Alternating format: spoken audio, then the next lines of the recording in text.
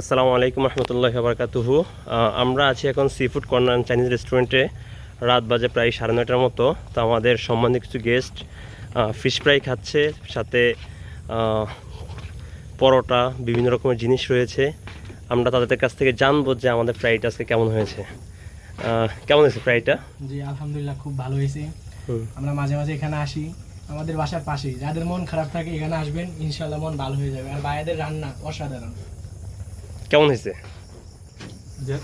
আলহামদুলিল্লাহ ভালোই, যেরকম আশা করছিলাম এরকম।